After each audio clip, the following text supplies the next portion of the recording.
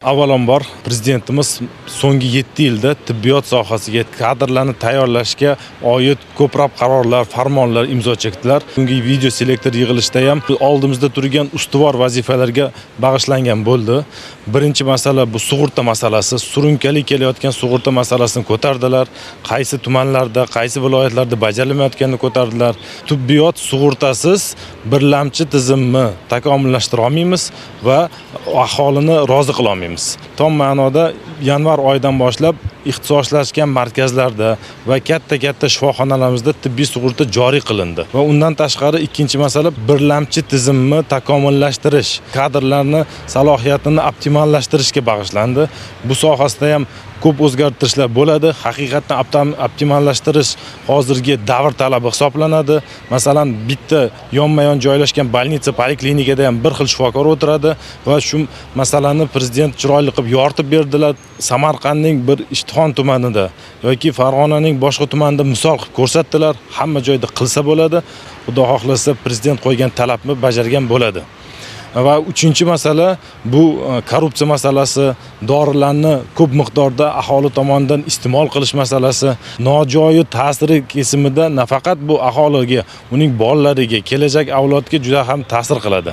Va to'rtinchi bizlarga tibbiyot oliygohi rektor sifatida aytaman, eng muhimi bo'lgani bu bizning Farg'ona jamoat salomat tibbiyot institutini ta'kidlab alohida o'tdilar. Moliyaviy akademik mustaqillik beriladi. Bu ko'proq investitsiya jalb qilishga. Undan tashqari dunyo tan olgan agentliklar bor. QSZ, Greenmetric agentliklari u yerda faol ishtirok etishga va institutimizni top mingtalikka olib chiqishga yordam bo'ladi.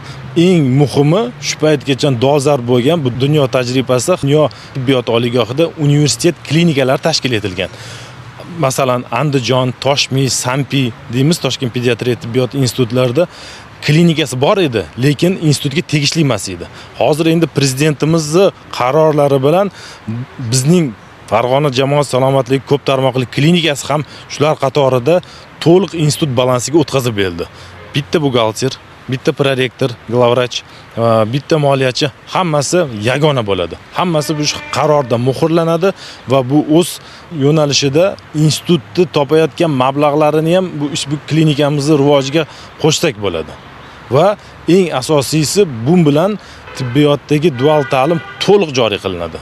Dual ta'lim bu masalan hozir bizning Farg'ona jamoat salomatligi tibbiyot instituti AQSh, Yaponiya va Birlashgan Arab Amirliklarining tajribasi asosida problem based learning, work based learning, team based learning ta'lim texnologiyasi joriy qilingan.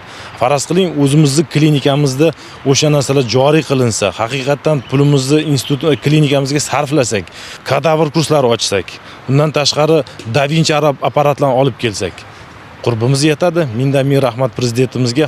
Bugungi yig'ilish haqiqatan bir tarixiy yig'ilish desak bo'ladi. Bu tom ma'noda talabaning birinchi kursdan boshlab klinik fikrlashga, bemor ustidan ishlashga va kelajakda yetakchi, yetuk mutaxassis bo'lishga xizmat qiladi.